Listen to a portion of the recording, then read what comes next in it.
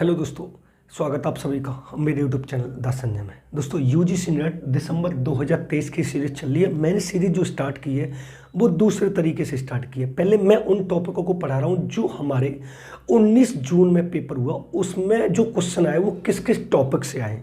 कल मैंने पहली क्लास आपको डाउनलोड करके बताई थी, पहली क्लास मैंने शूट कर दी। उसमें मैंने आपको पढ़ाया था मेजरमेंट एंड एवेल्यूशन यानी मापन मूल्यांकन से 3 क्वेश्चन पिछले वाले 19 जून वाले पेपर में पूछे गए। आज जो हम पढ़ने जा रहे हैं संप्रेषण से, और संप्रेषण से पिछले पेपर में 19 जून वाले में 2 क्वेश्चन पूछे गए। ठीक है, संप्रेषण की बात करेंगे। संप्रेषण किसे कहते हैं उससे पहले हम जान लेते हैं इसका शाब्दिक अर्थ।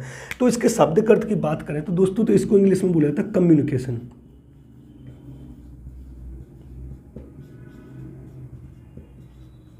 क्या बोला जाता है? कम्युनिकेशन बोला जाता है। और इसकी जो उत्पत्ति हुई है दोस्त, वो लैटिन भाषा के, समझना इसको, 2 शब्दों से हुई है। एक हुआ कम्युनिस और दूसरा है हमारा कम्युनिकेयर। दूसरा क्या? कम्युनिकेयर। कम्युनिस के शाब्दिक अर्थ की बात करें तो होता है सामान्य, और कम्युनिकेटर की बात करें तो बात होता भागीदारी या मित्रता। भागीदारी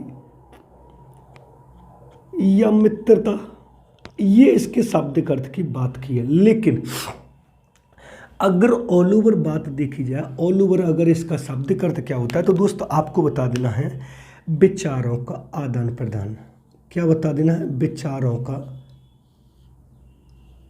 आदान प्रदान, समझना। क्योंकि इस वाले संप्रेषण से 19 जून का जो पेपर हुआ उसमें 2 से 3 क्वेश्चन पूछे गए। एक क्वेश्चन तो मिलान वाला पूछा गया, तो मैं अभी बता दूंगा। एक क्वेश्चन इसकी उससे पूछा गया था, प्रक्रिया से पूछा गया। क्लियर बात है। लेकिन अगर यहां पर मैं आपसे ये वाली बात बोल लूं कि मान लीजिए संप्रेषण का दूसरा अर्थ क्या होता, तो ये वाला जो मैंने आपको शाब्दिक अर्थ बताया, ये बताया मैंने पाश्चात्य संदर्भ में। कैसे बताया? पाश्चात्य संदर्भ में बताया। पाश्चात्य मतलब विदेशी होता है, ये वाली बात आपको अच्छे से समझ में आनी चाहिए। और विदेशी जो हमारी होती है वो अंग्रेजी भाषा होती है, यानी इंग्लिश भाषा होती है, ये आपको अच्छे से पता है। जो पाश्चात्य होता है वो विदेशी होता है, विदेशी इंग्लिश। और इंग्लिश का शब्द अर्थ मैंने आपको बता दिया कि संप्रेषण को अंग्रेजी में कम्युनिकेशन कहा जाता है, जिसकी उत्पत्ति लैटिन भाषा के 2 शब्दों से मानी जाती है, कम्युनिस और कम्युनिकेयर। कम्युनिस का शब्द अर्थ पूछे मैंने सामान्य बता दिया, कम्युनिकेयर का शब्द अर्थ पूछे तो भागीदारी मित्रता पूछे। तो ये पूछा गया पहले, अब नहीं, अब थोड़ा यूजीसी एडवांस हो गया। तो लेकिन अगर हम बात करें इसकी दोस्त कि संप्रेषण का वर्तमान में अर्थ क्या है, अगर वर्तमान में अर्थ की बात करें तो आपको बता देना विचारों का आदान प्रदान। विचारों का आदान प्रदान। लेकिन यहां पर एक और क्वेश्चन पुटअप ये होता है दोस्तों कि विचारों का आदान प्रदान करने के लिए कितने प्रकार के कर सकते हैं हम। यानी जब मैं आपसे, लोगों से, या आपसे, या तुम दोनों हम बात करते हैं, या मैं किसी अन्य लोगों से बात करता हूं, तो बात करते समय मैं कितने तरीके से बात कर सकता हूं, इसको थोड़ा समझेंगे। तो यहां पर समझने वाली बात दोस्त यहां पर ये होगी कि संप्रेषण का जो दूसरा नाम होता है वो भाषा होता है, और भाषा का जो शाब्दिक अर्थ होता है विचारों का आदान प्रदान होता है। और जो भाषा के जो प्रकार होते हैं वो 3 प्रकार होते हैं। पहला होता है हमारा सांकेतिक, दूसरा जो हमारा होता है मौखिक होता है,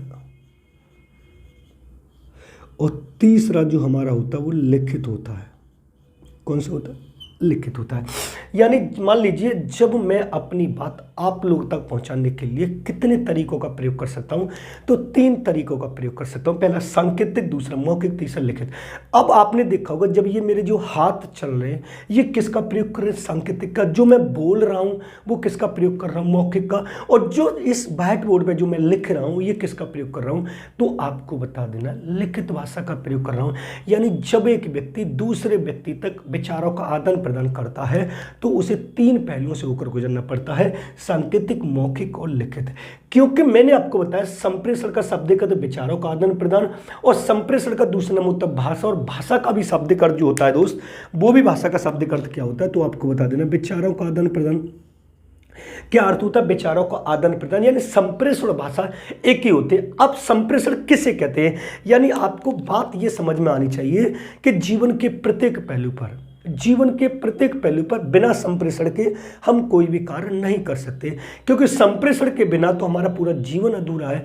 अगर हम किसी से बात नहीं करेंगे तब तक दूसरे व्यक्ति को हमारी इच्छा, हमारी आवश्यकता, हमारे उद्देश्य, मतलब हम कहना क्या चाहते हैं, हमें क्या प्राप्त करना, क्या नहीं प्राप्त करना है, ये सारी की सारी बातें जब तक उसे पता नहीं चलेगी, जब तक हम उससे विचारों का आदान प्रदान नहीं कर लेंगे। अगर उससे विचारों का आदान प्रदान हो रहा है तो बात किसकी हो रही? संप्रेषण यानी कम्युनिकेशन की बात हो रही है। क्लियर बात है?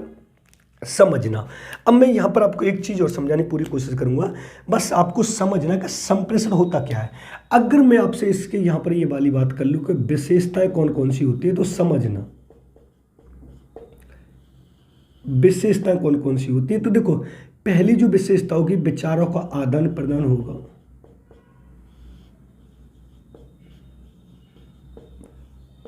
विचारों का आदान प्रदान होगा।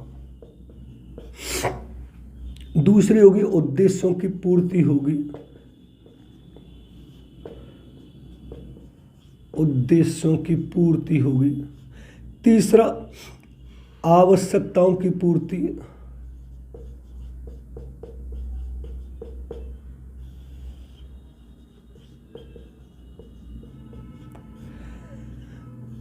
उपलब्धि हासिल कर लेंगे, उपलब्धि प्राप्त कर लेंगे। उसके बाद आएगा सामाजिक मूल्यांकन आपका होगा।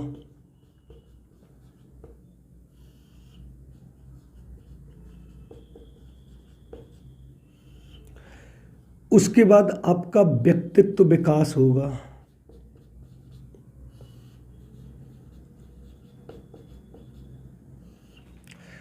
उसके बाद दूसरों को प्रभावित करेंगे।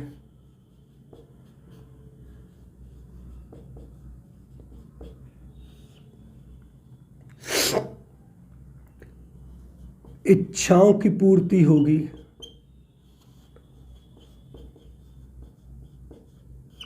मतलब आपको समझना यह है कि इस जीवन में ऐसा कोई कार्य नहीं है जिसके आधार पर हम संप्रेषण का प्रयोग न करें। यानी जीवन के प्रत्येक पहलू पर हमें संप्रेषण का प्रयोग करना। एक क्वेश्चन यहां से पुटअप किया गया था कि निम्नलिखित में से कौन सा संप्रेषण का एक तत्व हो सकता है? संप्रेषण किसे कहते हैं? देखो, विचारों का आदान प्रदान अभी मैं और आप लोग कर रहे हैं, ये वाली बात आपको अच्छे से समझ में आ रही है कि विचारों का आदान प्रदान हम कर रहे हैं। दूसरी बात, उद्देश्यों की पूर्ति। आपने यूजीसी नेट का उद्देश्य बना रखा है। अब यूजीसी नेट उद्देश्य आपने बना रखा है तो तीन तरह से आपका प्रयोग करना पड़ेगा। जब तक विचारों का आदान प्रदान नहीं होगा तब तक आप उद्देश्य की प्राप्ति नहीं कर सकते। आवश्यकताओं की पूर्ति, जब तक आपकी कोई ऐसी आवश्यकता जिसको आप बताओगे नहीं तब तक हमें कैसे पता चलेगा? मान लीजिए आपकी कोई क्वेरी, आपने बताया कि सर संप्रेषण मुझे समझ में नहीं आ रहा। जब आप मुझसे बात करेंगे तभी तो बात करने से पता चलेगा। जब बात कर रहे हैं तो क्या हो रहा है? विचारों का आदान प्रदान हो रहा है, और विचारों का आदान प्रदान हो रहा है तो बात किसकी कर रहे हैं? संप्रेषण की कर रहे हैं। यानी विचारों का आदान प्रदान करने के लिए भी हमें तीन तत्वों का सहारा लेना पड़ेगा। कौन कौन से? सांकेतिक, मौखिक और लिखित। अगर मेरे जी ये हाथ जो चल रहे हैं वो सांकेतिक है, मैं जो बोल रहा हूँ वो मौखिक है, और जो मैं लिख रहा हूँ वो लिखित है। उपलब्धि प्राप्त, अगर आपका यूजीसी नेट पास हो जाएगा तो आपको उपलब्धि मिलेगी, लेकिन बिना संप्रेषण के नहीं मिलेगी। सामाजिक मूल्यांकन, जब आप किसी समाज में जाते हैं, समाज के लोगों से आप बात करते हैं, अगर आप बात उन लोगों से अच्छी तरीके से करते तो ये आपसे कहेंगे यार बहुत अच्छा व्यक्ति है। अगर आप ऐसे बात करते हैं, लड़ाई झगड़े वाली बात करते, गाली गलौज वाली बात करते, गंदी भाषा का प्रयोग करते हैं, तो ये कहेंगे यार ये व्यक्ति बहुत गलत बात करता है। तो समाज में रहने वाले व्यक्ति भी हमारी भाषा के आधार पर उसका मूल्यांकन करते हैं। व्यक्तित्व का विकास होगा, अगर हम अच्छे बोलेंगे तो हमारा पर्सनैलिटी अच्छा डेवलपमेंट होगा। दूसरों को प्रभावित करेंगे, अगर मान लीजिए आपका बोलने का तरीका सबसे बेस्ट है तो दूसरे व्यक्ति भी आपसे इंप्रेस होंगे। मान लीजिए first impression is the last impression, यानी जब आप किसी दूसरे व्यक्ति से बात करते हैं तो आपका बात करने का जो तरीका होता है वो दूसरे व्यक्ति को एकदम भा जाता है, एकदम ऐसा लगता है यार ये व्यक्ति बहुत अच्छी तरीके से बात कर रहा है। इच्छाओं की पूर्ति, आपकी इच्छा है कि मुझे पानी प्यास लग रही है, मुझे भूख लग रही है, मुझे ये चाहिए, मुझे वो चाहिए, लेकिन आप जब तक उसको प्रकट नहीं करेंगे तब तक तो कोई इच्छा की पूर्ति नहीं हो सकती। तो ये वाली बात आपको समझ में आनी चाहिए। लेकिन सबसे ज्यादा जो इंपॉर्टेंट है यहां पर है, अब आपको समझना कि संप्रेषण की प्रक्रिया कौन सी होती है। समझना संप्रेषण की प्रक्रिया, और यहां से क्वेश्चन आप देख लेना, उसमें पूछा भी गया है संप्रेषण की प्रक्रिया। अब संप्रेषण की प्रक्रिया होती कौन सी, तो इसको थोड़ा समझेंगे। देखो, पहला आएगा हमारा संदेशकर्ता।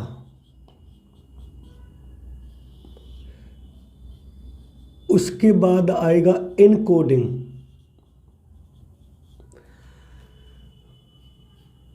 उसके बाद आएगा माध्यम,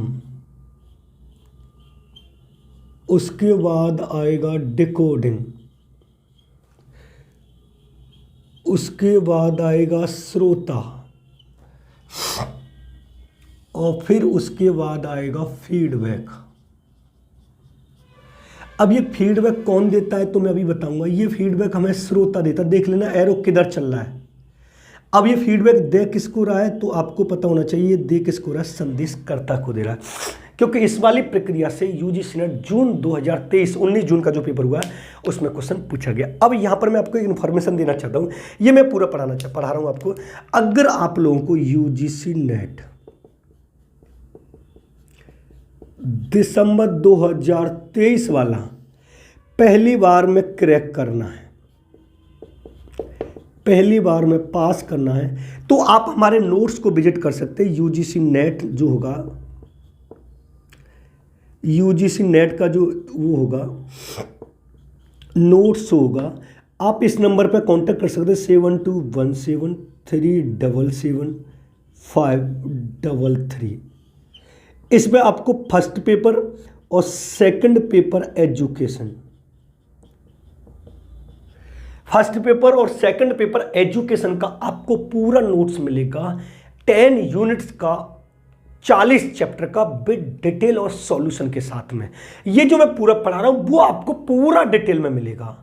उसी नोट्स को पढ़ के मैंने 5 बार लगातार नेट पास किया, नेट क्वालिफाई किया है। और आप अगर किसी एक बुक से पढ़ना चाहते तो किसी एक बुक में यूजीसी नेट का कोई भी सिलेबस पूरा कंप्लीट नहीं है। आपको ये लगेगा कि मैंने वो वाली बुक पढ़ ली, वो वाली बुक पढ़ ली, ये वाली बुक पढ़ ली, कोई ऐसा बुक नहीं बनी अभी तक जो पूरे यूजीसी नेट के सिलेबस को कवर अप कर सके। किसी में कुछ है तो किसी में कुछ है, लेकिन मैंने जो अपना नोट्स बनाया वो बहुत सारी बुकों को पढ़कर बनाया, एक अपने एक्सपीरियंस के आधार पर बनाया, जिसके आधार पर मुझे लगा कि ये आप लोगों से शेयर होना चाहिए। आप इस नंबर पर विजिट कर सकते हैं, मैसेज कर सकते हैं व्हाट्सअप, आपको नोट्स का डेमो भेज दिया जाएगा। अगर आपको नोट्स पसंद आते हैं तो आप नोट्स ले सकते हैं, लेकिन नोट्स ऐसा होगा जो आपकी यूजीसी नेट और जीआरएफ को पहली बार में पास कराने की हिम्मत रखता है। ये वाली बात आपको ध्यान में रखनी चाहिए, क्योंकि नोट्स जो मेरा हैंड रिटन है और कट कॉपी पेस्ट वाला है नहीं। बस आपको अगर नेट दिसंबर 2023 वाला पहली बार में पास करना है तो आप इस नंबर पर विजिट कर सकते हैं 7217377533। इस जब नंबर पर विजिट करेंगे तो आपको नोट्स का डेमो भेज दिया जाएगा। पसंद आता है तो नोट्स को आप ले सकते हैं, लेकिन एक भी क्वेश्चन बाहर नहीं जाएगा उस नोट्स से, बशर्ते आपको ईमानदारी से उस नोट्स को पढ़ना है। क्लियर? हम संप्रेषण के बारे में बात करें और इस संप्रेषण से पिछले 19 जून वाले पेपर में 2 से 3 क्वेश्चन पूछेगा। 2 से 3 मैं अभी पूरे क्लैरिफाई कर दूंगा। एक क्वेश्चन यहाँ से पूछा गया, एक क्वेश्चन इस वाली प्रक्रिया से पूछा गया और एक क्वेश्चन पूछा गया इसके प्रकार से। प्रकार कौन कौन से मैं अभी पूरा डिफाइन कर दूंगा। देखो, अब उसने ये पूछा कि संप्रेषण की प्रक्रिया में कुल तत्व कितने हैं, तो कुल तत्व की बात करें तो आपको बता देना, यहाँ पर संप्रेषण की प्रक्रिया में कुल तत्व की बात करें तो आपको बता देना 6 तत्व हैं। लेकिन यहां पर अगर वो आपसे ये पूछे कि संप्रेषण की प्रक्रिया मुख्य रूप से किस पर निर्भर करती है तो आपको स्रोता पद बतानी है। देखो, संदेशकर्ता मैं हूं, मैं कोई भी भाषा करूंगा, इनकोड करूंगा, उसे माध्यम अपनी भाषा में चेंज करके डिकोड करके आप तक पहुंचाएगा।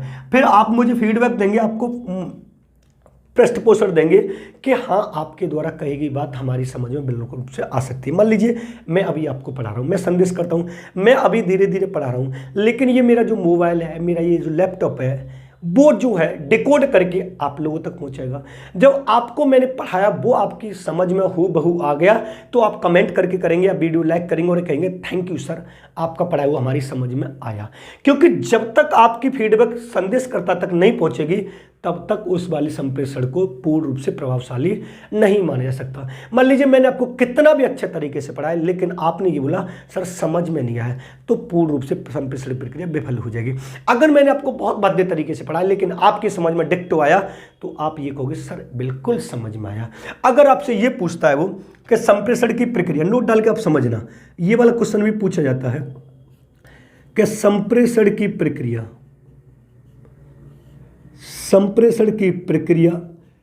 किस पर निर्भर करती है, तो आपको अच्छे से बताना है श्रोता पर निर्भर करती है। किस पर निर्भर करती है तो आपको बताना है श्रोता पर निर्भर करती है। आपको दिखाई नहीं दे रहा होगा इधर, तो मैं इधर लिख दे रहा हूं। अगर आपसे ये पूछे संप्रेषण की प्रक्रिया किस पर निर्भर करती है, तो आपको बता देना है श्रोता पर निर्भर करती है। किस पर निर्भर करती है?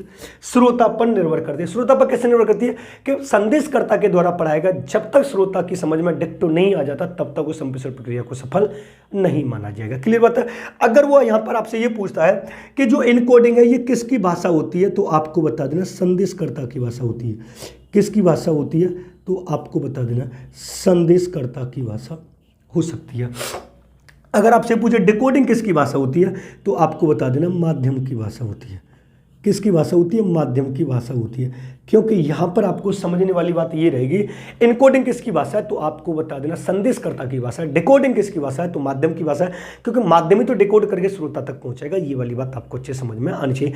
कभी कभी इस प्रक्रिया को क्रम में लगवा सकता है, तो आपको पहला नंबर बताना है संदेशकर्ता, दूसरा बताना है इनकोडिंग, तीसरा बताना डिको माध्यम, चौथा बताना डिकोडिंग, पांचवा ये और छठवां ये। अगर संप्रेषण की प्रक्रिया के कुल तत्व आपसे पूछे कितने, तो आपको बता दें 6 तत्व हैं। कितने? 6 तत्व। क्लियर बात? अब इसके प्रकार की बात करते हैं।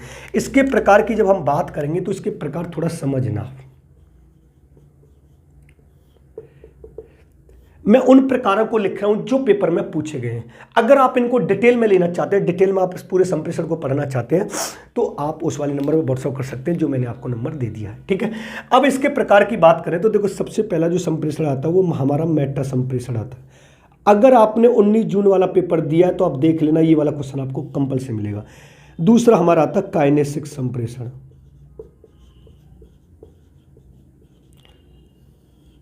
काइनेसिक संप्रेषण। उसके बाद आता हमारा चायरोनोमिक्स संप्रेषण।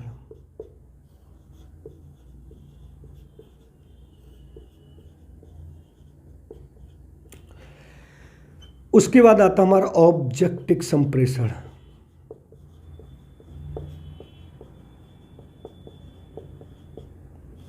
और ये संप्रेषण जो है ना, वो फर्स्ट पेपर में भी 5 क्वेश्चन लेकर आता है, जो आपको पता है 10 नंबर का। उसके बाद आएगा गुस्ट्रिक संप्रेषण।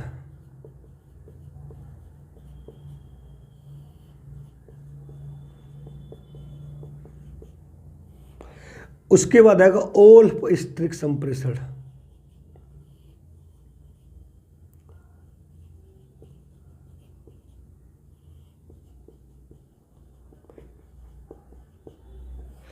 उसके बाद आएगा ओकुलिसिक संप्रेषण। संप्रेषण।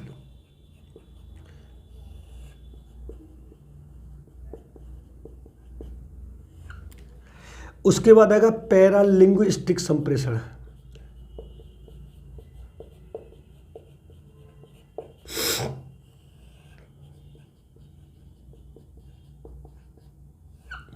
देखो, अब पहला पूछा उसने मेटा संप्रेषण, दूसरा पूछा उसने काइनेसिक संप्रेषण, तीसरा पूछा चायरोनोमिक संप्रेषण, उसके बाद पूछा उसने ऑब्जेक्टिव संप्रेषण, उसके बाद गुस्ट्रिक, ओल्फस्ट्रिक, ओकुलिसिक, पैरालिंग्विस्टिक संप्रेषण।